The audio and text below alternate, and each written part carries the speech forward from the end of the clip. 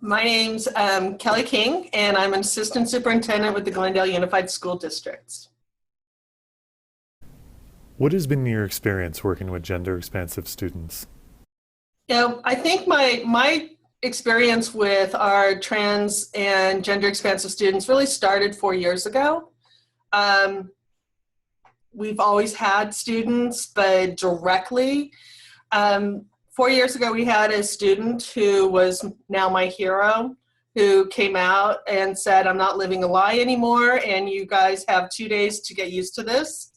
And I'm coming to school on Monday as my gender identity and figure it out." So since then, it's really, it's been an amazing journey working with these incredibly courageous kids and their parents and staff to really, circle the wagons and make everything work for our kids. So we have students who are in various stages of privacy or public status in elementary school, middle school, and high school. We've had staff transition in the last 3 years. So it's been really exciting to see people become comfortable and confident in their true identity and bring that to their education. Can you describe some of the specific issues you needed to address in this process? Some of the issues I've had to address working with our transgender and gender expansive kids is really, it's unique to each child because it's unique to their experience where they are with their identity journey as well as their parents, and also to a degree the staff around them. So for some of them, it's been a matter of working with the legalities of changing their identity on the computer system and in their records, and making sure that the records affirm their gender identity, their name of choice, and explaining that and really marshaling that through sometimes with staff who aren't as accepting of it or understanding of it. With the kids themselves, they've been the kids are amazing. They're almost the easiest part of the equation once they realize it's a safe place to be who they truly are. But working with them on their transition plans and their gender support plans. And then really the big piece as an assistant superintendent is training staff. So many times it's reactionary and, staff act a certain way because they're just unknowing. I don't want to use the word ignorant, but they don't know and understand it. So they're fearful of it because they want to make it something that it's truly not. So it's really a matter of training and exposure and working through their fears and their journey. That's really, as an assistant superintendent, is making that okay for the school sites to take those journey and professional development, and really being unyielding with, we will do this for our kids. Well, my stance regarding the legalities of a student and affirming their gender identity is we do what's right for the child, and for that youth. So legally, we have to have one permanent record for our kids. There's nothing in the law that says where that permanent record is kept. So for a handful of kids in my district, their permanent record's in my office. It's literally next to me in a file drawer. So what we have at the school sites is a permanent record that is affirming of their name of choice, their gender identity.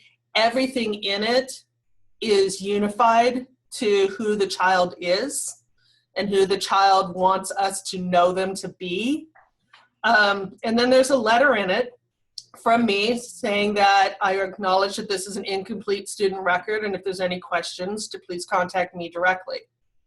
So that way, we literally go into the computer system, and nowhere in the computer system does it have the gender of birth or the name of birth. So, we've really kind of gone out on a limb, and I know that's controversial to some people, but it really is a matter of if it comes down to it being an audit item or it's questioned, I have no problem defending that because it is what's right for the child. It really gives the parent and the child power to choose who to be public with, who to be private with, and at each step of it, it empowers them to decide who needs to know. Because as far as we're concerned, as far as the school district system is concerned, you are who you are. And it's your story to tell. It's not our story to tell. There are those times, lessons learned, where, when you have a student who's been with us in transitions, we thought we were all on top of everything for this one girl. We changed the computer system. We changed her computer login. We changed everything that was the letters that got home to the parents of. We changed the name. We changed everything except her food service lunch card. So she came back the next year, went the first day of school to the cafeteria, and was faced with her previous name. So it really is a matter of forgiving yourself, learning from those lessons, and making that note to self, what are all the places that we have to change to affirm the child? What were some of your initial concerns about supporting transgender and other gender-expansive students? How did you plan for these concerns? I had a lot of concerns initially supporting our transgender and gender-expansive kids. A lot around safety, physical safety, social, emotional well-being and safety. How would the other kids respond to this? How would the adults at the school respond to this? How would the parents respond to this? We've literally had the news van, in front of the school. And what does that mean when you just want to work with a child? So it's interesting when, we have certain pockets of our community are very conservative, very religious, very accepting, but, I was worried. We have this kid who Monday is known as this name and gender, and Tuesday's coming to school is this name and gender. And what does that mean? And, do we tell everyone? Do we not tell everyone? If we do tell everyone, what does that mean? And I don't want this child bullied or pointed at or, in the community. And every child's different. So I think the power of using the gender transition plan, the power of continually checking in with the gender support plan has been very powerful for us to make sure that, are you experiencing any bullying? Where's that happening? What can we do? Are there any situations, safety-wise that we need to address? One thing very practically, our middle school locker rooms are not set up for privacy right now. There's very few options for privacy. And, it's been a big deal for me to make sure that we put those privacy options in place before the child arrives. I don't want the privacy options to have a plaque over the door saying, this is so-and-so's dressing room, in reality or not. But, to create that sense of urgency, to create private options, I've really had to keep telling people this isn't only about our transgender kids. This isn't about our gender expansive kids. These are about kids who have, body, privacy issues. These are kids who are cutting and don't want to show. These are kids who might have been abused and are so, scared to change clothes in front of other people. These are for kids who are so private and shy. So this is really privacy issues for a global sense of kids, and honoring the rights and privacy of all of our kids has really helped get through some of those. But, it's still my biggest fear now are unintentional comments from staff. Because some of our kids are private. Staff doesn't know. They're not going to know, they don't need to know. But some of our staff will make unknowing comments sometimes, and that's where the work needs to happen, because I think sometimes it's those small comments that hurt more than the big broad comments that are based on some prejudice or anything. So that's where I'm worried now. Our staff knows the broad sense of what they have to do. They're getting on board, and some are enthusiastically embracing, but there's still that underlying, will something unintentionally be said, and that hurts deep. What resistance did you face from others, other staff members, parents or community members, and/or students? Some of the resistance we've faced is, when we did have one student transition publicly, it was amazing because there was really only one family out of a very large school that, put their foot down and said, well, my child's not going to school with that child. So, and everyone else was like, nope, okay. We know the kid, she's wonderful. So this one family, it was a matter of, well, we have other schools. Which one would your child like to transfer to? And eventually they homeschool, which understandably. Where I've seen the most resistance is with our coaches. And it's interesting because for them, I think once they interact with a student who's gender expansive or transgender, it takes the mystique away. And then they realize, oh, it's just a kid. Oh, it's just a boy. It's just a girl. I get it now. But until they have that personal interaction, we have male coaches who are horrified at the thought of having a biological girl changing clothes in front of them. The stigma attached to, abuse and, just having a male teacher around any female student in that circumstance is just scary for them. And, it's one thing for me to keep saying, it's not a girl, it's not a girl, it's not a girl. You only have boys in the boys' locker room until they arrive, until they experience it and realize, oh, I only have boys in the locker room. Then that helps. I think some of the other resistance is really fear-based. Can I protect this student from bullying? Can I protect this student from other students, making fun of them or questioning them? And then interestingly enough, we've had some resistance from our facilities department with, why do I have to change the label on the bathroom? Why are we spending money to put these privacy things in? So I realized that there's this whole classified personnel department that had never really occurred to me that equally need the training. Just so they understand and they can also be advocates. So, there's more work to do there. So there was one time for our school district where a student transitioned publicly. The parents wanted us to inform the other parents in the class.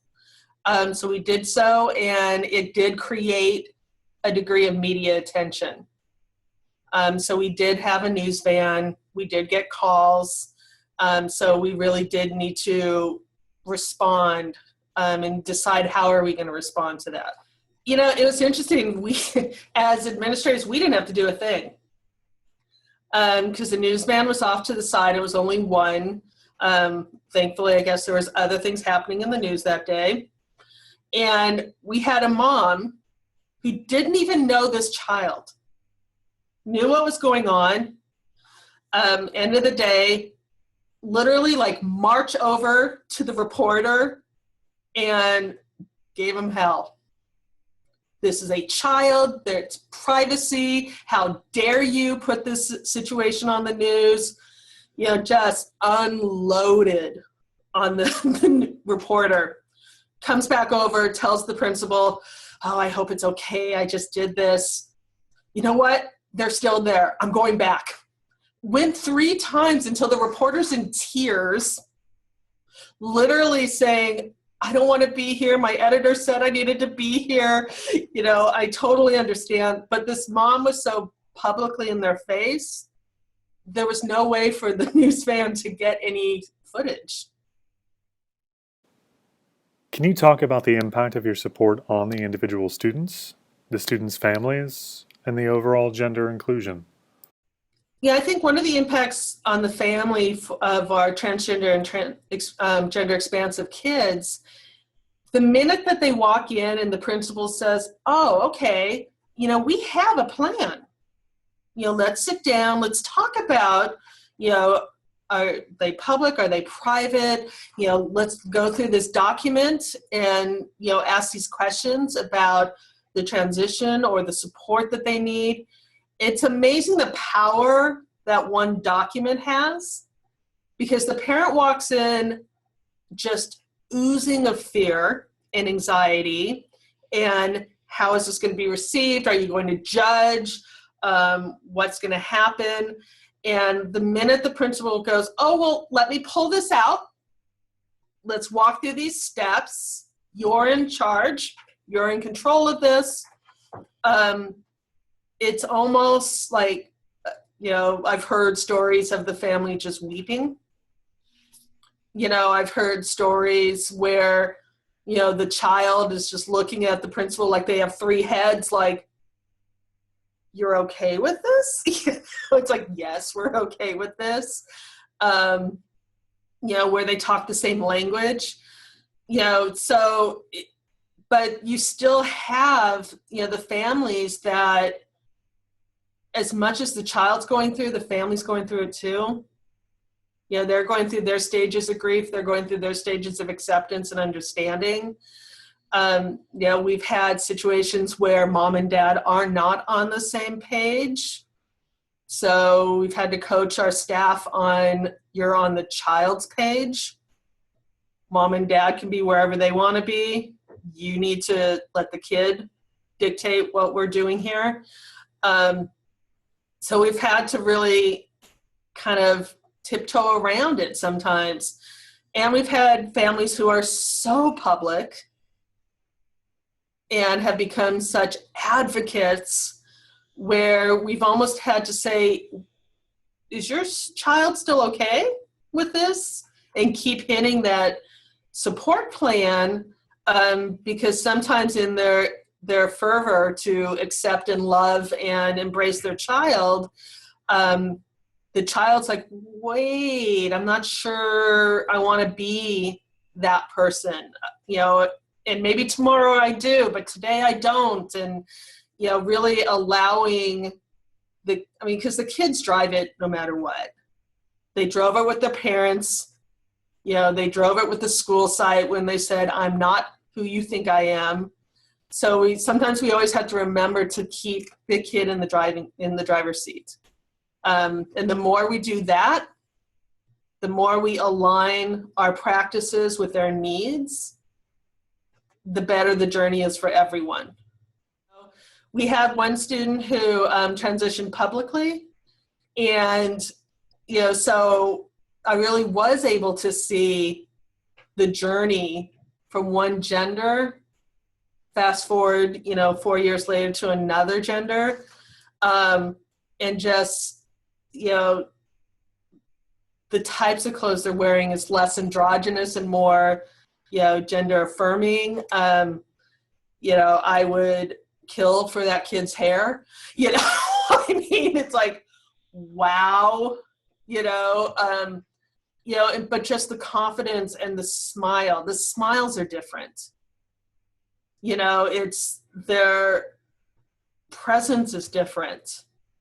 So it's really what I say, it's like when the more people interact with the kids, they're like, oh, okay, you have this child who's really anxious and crying and, struggling with depression and, unrest. And then the minute you affirm it, it's like, oh, you see that smile. And it doesn't mean they're not without struggle. And our most confident kids who have transitioned are also teenagers. And they also go through every stage a regular teenager goes through, and just add this to the mix. All of those things, the stages that our kids go through in general, still get amplified for our transgender kids and our gender expansive kids, because it's another layer on top of it. So, there's always that element. But just literally when they realize they're with someone safe, when they realize they're with someone who has no problem accepting their name, their pronouns, themselves, you just see that like broadening, their shoulders go back and the smile comes out, and you're like, this is why I do the work. For that moment, this is why we do the work. Based on your experiences today, what advice would you give to educators seeking to support the needs of transgender and other gender-expansive children and youth? I think the advice I'd have for people who are just starting working with or understanding the challenges of our transgender and gender-expansive youth is really to learn, to be open to learning. Put yourself in positions where you're going to the Gender Spectrum Conference, or you're going to events where you're in the community. It's not just book learning, because it's such an emotional journey for the kids and the families. You can't get that from a book. Another piece of advice is, it's wonderful in the media right now how many reality shows and documentaries and TV shows are about transgender or gender identity and gender expansiveness, but realize that your kids aren't that each one's an individual. And it's not everyone's Jazz, not everyone's Kate, not everyone's, the character Jeffrey Tambor plays, not everyone's. It's amazing that's in the universe right now. So people are talking about it, but it's so easy to try and put the kids in boxes. And by definition, these kids have no box. There is literally not a box you can put them in that they're going to perfectly fit. And that's what's amazing about them. And I think the last piece of advice I would have is to forgive yourself, because you're going to make mistakes. If I could replay that first child's transition and how as a school district we responded to it, we would do it so much differently. If I could, still, play with how we work when things come up now. There's times, I hope I'm an advocate or people feel I'm an advocate. There's times when I'm still feel I fall short, or I see people who are the biggest hearts who will make a comment that it's like, oh, don't say that. So forgive yourself and forgive other people. Just accept. If we can accept the kids, then we really can accept people wherever they are in their journey of understanding this and accepting it. But the one thing you can't do is compromise how you work with a child because of an adult's issue.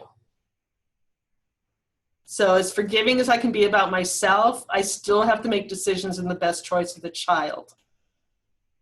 And as forgiving as I can be about my coaches or other people in the environment, I still have to smile, love them through it, but we're still going to do what's in the best interest of this child. As an educator, why do you believe this is important work to be doing? For me as an educator, this work's important because I think this is a group of students that it's really a civil rights issue. You know, if you look back on the protected groups within our non-discrimination clauses, and so many of those groups were like, well, of course we don't discriminate on this. And of course we don't discriminate based on, you know, a religion or ethnicity or race. And then they come to gender, gender identity, gender expression, and they're like, what's that? So for me, I do this work because I feel that this is a group of kids that need protection, deserve protection, and have the same civil rights that every child has. And we do the work so that other people understand and get to a place where hopefully not 20 years from now, hopefully sooner, that when they look at that, they go, well, of course, our gender, gender identity, gender expansive kids, of course they have those rights. We're not there yet. And I would love to say I was this administrator when that one child, you know, put her foot down and said, I'm coming to school this way, get on board. But I wasn't the same administrator then. You know, so it's been a journey for everyone in the process. Nice. So, and it's a matter of education, and it's a matter of acceptance and just love.